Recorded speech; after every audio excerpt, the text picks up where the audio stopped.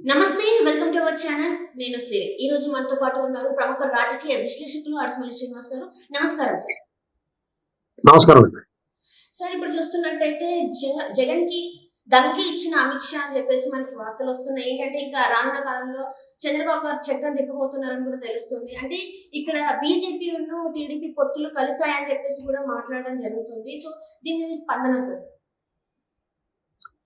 ఇప్పుడు జగన్ కి డమ్కి ఇచ్చాడు, చంద్రబాబు గారికి ఏదో హ్యాండ్ ఇచ్చాడు, చేయగలిపాడు. వీళ్ళందరూ ఏదో సంబరాలు చేసుకోవాల్సిన అవసరం లేదు. డమ్కి ఏమన్నా అందులో వాళ్ళిద్దరు వాళ్ళంతా గవర్నమెంట్ పిల్లలు. జగన్మోహన్ రెడ్డి పూర్తిగా సహకరించారు, ఇన్నాళ్ళు వాడుకున్నారు. వాళ్ళ అక్రమార్జనలో వాటా తీసుకున్నారు. ఇప్పుడు ఆ జగన్మోహన్ రెడ్డి పని అయిపోయింది, ఇంటికి వెళ్ళిపోయినా ఉన్నాడు అని చెప్పేసి టీడీపీ వైపు వస్తున్నారు అంతే. వాళ్ళు దీని గురించి ఎవరో సంబరాలు చేసుకోవాల్సిన అవసరం ఏం లేదండి. ఇక్కడ బీజేపీ ఏంటంటే ఇక్కడ బీజేపీ తోటి పొత్తు అనేటువంటిది టీడీపీ క్యాడర్ ఏం సంతోషంగా లేరు. అయితే జగన్మోహన్ రెడ్డి అరాచకాలు ఈ సిస్టమ్ వాళ్ళు ఇష్టం వాడేస్తారు కాబట్టి దాని గురించి వాళ్ళు ఏమన్నా ఆలోచించకుండా వాళ్ళకి ఉపయోగపడుతుందేమో, కనీసం న్యూట్రల్ గా ఉంటారేమో, లేక 4 సీట్లు పడతాయని చెప్పి చూస్తున్నారు అంతే.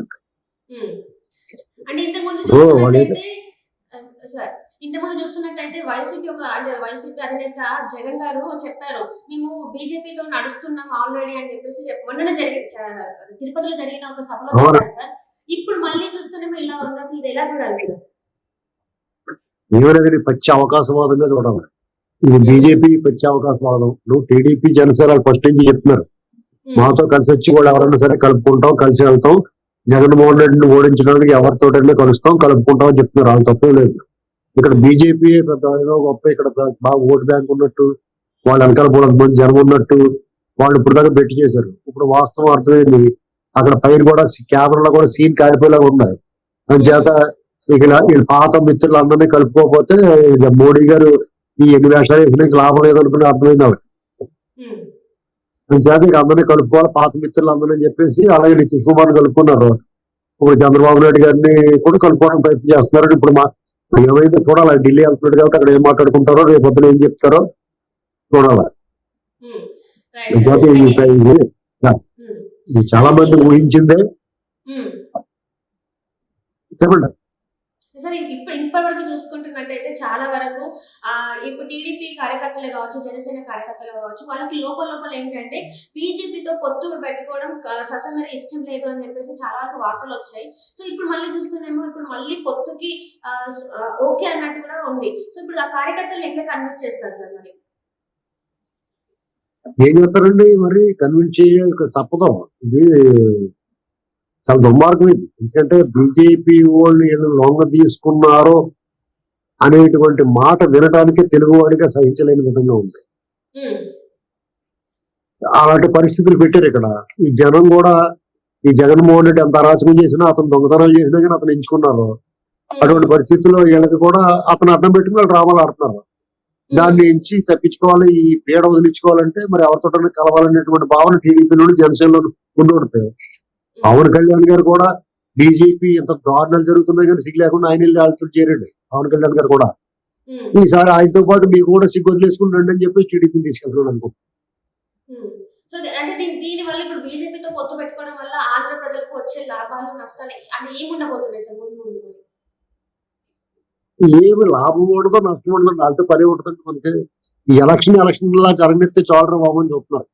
అంటే ఈ చట్టం తన పని తను చేసుకోవడానికి వాళ్ళకి లంచం కింద 2-3 ఎంపీలు, 5-6 ఎమ్మెల్యేలు వాళ్ళకి గిఫ్ట్ ఇస్తున్నారు అన్నమాట. లంచం అది. ఇప్పుడు మనం ఏదైనా పని చేయించుకోవాలంటే లంచం ఇవ్వాలి కదా. అలాగే వాళ్ళకి చట్టం తన పని తను చేసుకునే ఉంటారు బాబు, ఎలక్షన్ లా జరగనివ్వండి అని అడుక్కుంటున్నారు వీళ్ళు రకంగా చెప్పాలండి.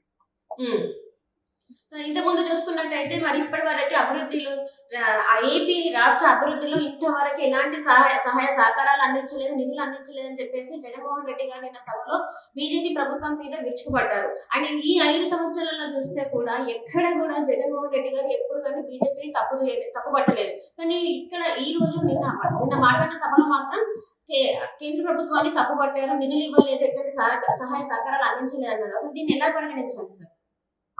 ఇప్పుడు వీళ్ళు ఎలా విమర్శించుకున్నా అని ఒట్టిదేనండి. ఇప్పుడు నిజంగా బీజేపీ జగన్మోహన్ రెడ్డి గారి విషయంలో వ్యతిరేకత ఉంది, టీడీపీ జనసేనతో పొత్తు పెట్టుకోవాలంటే వాళ్ళు అవినాష్ రెడ్డి బెయిల్ రద్దు చేయాల, సిబిఐ వాళ్ళు అందరూ లోపలేసేయాల, ఆ అంతఃపుర రహస్యాన్ని బయట పెట్టాల. ఎవరైతే సూత్రధారులు ఉన్నారో వివేకానంద రెడ్డి గారి మర్డర్లో ఎవరైతే సూత్రధారులు ఉన్నారో వాళ్ళని జైల్లో పెట్టాల. ఇది ఒక రకం. రెండు, మనిషిని చంపేసి ఇంటికి డెలివరీ ఇచ్చిన ఆ అనంతబాబు అన్నవాడిని మళ్ళీ అన్ని అతని పేరు క్యాన్సిల్ చేసి లోపల పెట్టేయాలి. ఇతను 10 ఏళ్ళ నుంచి బెయిల్ మీద తిరుగుతున్నాడు, ఆ బెయిల్ క్యాన్సిల్ చేయించాలా, అతను విదేశాలకు వెళ్లకుండా పాస్పోర్ట్ హ్యాండ్ ఓవర్ చేసుకోవాలా. ఇలాంటి పనులన్నీ చేస్తే నమ్ముతారు, ప్రజలను కన్విన్స్ చేస్తే అలా చేస్తే కన్విన్స్ అవుతారు. ఇప్పుడు ఎలక్షన్ కమిషన్ ఈ దొంగ ఓట్లు జాయిన్ చేసిన అందరినీ వాళ్ళకి చట్ట ప్రకారం చర్యలు తీసుకోవడమే కాకుండా ఆ అధికారి ఏ ఊళ్ళో నివసిస్తున్నాడో ఆ ఊళ్ళో కోట గుమ్మానికి ఎరడదీయాలి, వాళ్ళు తాకిందులు కాదు, అందరూ చూసేలాగా, అప్పుడు నమ్ముతారు. అంతేగాని ఎలక్షన్ వచ్చిన తర్వాత టీడీపీ జనసేన వంకనే జనసేనతో పాటు తోకలాగా వచ్చేసి టీడీపీ తోటి వాళ్ళు ఏం చెప్తారు, వాళ్ళు తప్పదు. వాళ్ళకి గెలవాలంటే మీరు ఎలక్షన్ చేసుకోవాలంటే మేము ఉంటేనే కానీ కుదరనేమో అని చెప్పి అయిపోతున్నారు. అప్పుడు వాళ్ళతో పాటు వెళ్తారండి, దూరేస్తున్నారు, వాళ్ళతో పాటు మధ్యలో వచ్చి దూరేస్తున్నారు. వాళ్ళు ప్రజలను కన్విన్స్ చేసుకోవాలి. అప్పుడు ఆ పని కూడా వీళ్ళ మీద పడతారు. ఎవరో జనసేనని వాళ్ళు టీడీపీ వాళ్ళు చెప్పుకోవాలి నాయకులు జనాలు కన్విన్స్ చేయడానికి. వీళ్ళు కండిషన్ పెడితే బాగుండు, ఇవన్నీ చేస్తేనే మీతో పొత్తులు దొబ్బిడి పోతే బాగుంటుంది, రాష్ట్రం ఎలా పోతే మాకు ఎందుకని చెప్పాలి. ఇప్పుడు ఆ నిమ్మలండి వాళ్ళతో విడిపోయినా వీళ్ళే నిమ్మలు మోతున్నారు, వాళ్ళతో కలిసి ఉన్నా వీళ్ళే నిమ్మలు మోయాల్సి వస్తుంది. వీళ్ళకి సమానం చెప్పుకుంటున్నారు, సిగ్గు లేకుండా వాళ్ళు ఇష్టం మాట్లాడుతున్నారు. ఇవాళ పొద్దున్న రాత్రి కూడా బీజేపీ వాళ్ళు వాళ్ళు పెద్ద తోపులు తురుములు ఆంధ్రప్రదేశ్ లో అన్నట్టు మాట్లాడుతున్నారు. ఆ వైఖరి మార్చుకోకపోతే వాళ్ళకి ఎవడో ఓటు వేయడంటే వాళ్ళు ఉన్న కాడ గ్యారంటీ కొడిపోతారు. అంటే ఇప్పుడు చూస్తున్నట్టయితే ఏపీలో అసలు బీజేపీకి ఎట్లాంటి జవసత్వాలు లేని పార్టీ ఆ పార్టీతోని పోటీ పెట్టుకొని అంటే జస్ట్ వాళ్ళ రాజకీయ లబ్ధి కోసమే టీడీపీతోని పొత్తు ఓకే అనుకున్నట్టు అనిపిస్తుంది సార్. దీంట్లో వాస్తవం ఉందంటారా? రాజకీయ లబ్ధి కాదండి, జగన్ గెలిపించాలన్న కోరిక కూడా కనపడుతుంది. నాకు అనుమానం ఉంది అందులో. జగన్ మీద ప్రేమ ఇంకా తగలేదు వాళ్ళకి. నిజంగా జగన్ ఓడించాలనుకుంటే వాళ్ళు ఇందాక నేను చెప్పినన్ని చేయాలి.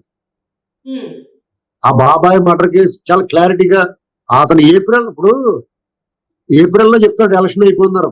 ఎవరు చెప్పాడు? బుద్ధి ఉందా వాళ్ళకి అసలు? ఏంటండి ఇది? ఏంటండి ఇది అంతాను? సిబిఐ ఏం చూస్తుందండి? ఇది చాలా అన్యాయం. దేశాన్ని వాళ్ళు ఏం చేయదలుచుకున్నారు? ఇక దేశాన్ని ఏదో చేస్తారు, ఇక మనము కూడా నోరు మూసుకుని లంకలు పోతామే. అది ఏం చేస్తారు? ఏం చేయగలరు మీరు? ఎవడో ఏం చేయలేదు. మీకు అప్పుడు ఆ ఉన్న దాంట్లో ఎవరు మంచివాడు చూసుకుంటూ ఓట్లు వేసుకుంటారు. ఇదంటే ఏపీ ప్రజలకు ఒక శుభ పరిణామం అనుకోవాలా, లేకపోతే ఇది ఎట్లా సార్ అసలు ఎలా చూసుకోవాలి? ఇన్ని రోజులు చూస్తే ఆ బీజేపీతో పొత్తు ఉండదు అని అనుకున్నారు. చాలా మంది కార్యకర్తలు కూడా ఇష్టం లేని పనిని ఈ రోజు ఇట్లా చేయడం ద్వారా ఏపీ ప్రజలకి ఇది శుభవార్త అనుకోవాలా, లేకపోతే శుభ పరిణామం అనుకోవాలా, ఎలా అనుకోవాలి సార్? పాయసం కట్టినోడు పెంట వాసన వచ్చినట్టుంది. మీకు సింగిల్ లైన్ ఆన్సరే ఒకటి వెళ్తాడు. వాళ్ళ పేరు చెప్తే నాకు శివాలు వచ్చేది, పూర్వకం వచ్చేస్తున్నాడు. వాళ్ళు చేయాల్సిన పని మానేసి ఇంకా వాళ్ళు సిగ్గులేదండి. మన సిగ్గు ఉంది కదా మాట్లాడుతుంటే. వాళ్ళు అసలు ఎన్ని రకాల ఈ రాష్ట్రానికి ద్రోహం చేస్తాం ఒక ఎత్తు, అవినీతి పనులను వదిలేయటం ఒక ఎత్తు, చట్టాన్ని న్యాయాన్ని వాళ్ళ చేతులు పెట్టుకుని ఇష్టం మాట్లాడుతాం, వాళ్ళ ఇష్టం వ్యవహరించడం అదొక ఎత్తు. చంద్రబాబు నాయుడు గారు 53 రోజులు జైలు ఎందుకుంటాను వచ్చిందండి? ఆయన ఎంత చేసిండు? మరి 10 ఏళ్ళ నుంచి బెయిల్ మీద తిరుగుతున్నాడు, ఎందుకు వదిలేశారు వాళ్ళు? మొక్క కింద నరికేసిన వాడికి ఎందుకు బెయిల్ ఇచ్చారు? అది ఏంటండి? ఇది ఏం జరుగుతుంది? ఇవన్నీ మర్చిపోతారా జనం? ఒకవేళ చంద్రబాబు గారు మర్చిపోవచ్చు, పవన్ కళ్యాణ్ గారు కూడా ఆయన మీద ఉన్న గౌరవం అంతా పోతుంది నాకు బీజేపీతో ఉండడం వల్ల. వాళ్ళు లేకపోతే ఏమీ లేదన్నట్టు మాట్లాడతారు. మీరు ఇక్కడ ఆంధ్రప్రదేశ్ లో వాళ్ళతో పొత్తొద్దు, మీరు గెలవంటే గెలిచిన పైన కేంద్రంలో సపోర్ట్ చేయండి దేశం కోసం. ఆంధ్రప్రదేశ్ దాంట్లో వాళ్ళ భాగస్వామ్యం లేదు.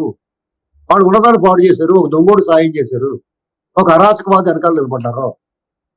ఇవన్నీ స్పష్టంగా ప్రతి ఒక్కరికి తెలిసిన తర్వాత ఏ ముఖం పెట్టుకుని వాళ్ళతో కలుపుతారు, ఏ రకంగా కన్విన్స్ చేస్తారు. సరే మీరు కన్విన్స్ చేయాలనుకున్నప్పుడు ఈ జగన్మోహన్ రెడ్డి అరాచకాలు ఈ 4.5 ఏళ్లలో చేసిన ప్రభుత్వ అకృత్యాలు, దుర్మార్గాలు, కోర్టు ఆదేశాలు బేఖాతురు చేయడం ఇవన్నీ మీద ఏం సమాధానం చెప్తారు? స్పష్టత ఇవ్వాలా. దొంగలందరూ లోపల పెట్టాలా, మద్యం మీద దోపిడీ, ఇసుక మీద దోపిడీ, ఎన్నట్ల మీద ఇమీడియట్ గా 10 రోజుల్లో చేల్చాలా. అసలు 6 నెలల ముందు నుంచి చేయకుండా ఎలక్షన్ ముందుకు వచ్చిన తర్వాత జనాలు ఏం అలా కనపడుతున్నారు మీకు? అంటే there is no way out అని చెప్పేసి మీరు ఇలాగా తప్పని పరిస్థితుల్లో ఈ రికార్డులో పెట్టి ప్రజలు కూడా ఇబ్బంది పెడతారా? మరి ఏం చేయదలుచుకుంటే దేశాన్ని, ఈ రాష్ట్రాన్ని అందరూ ఆలోచించుకోవాలి. అవును.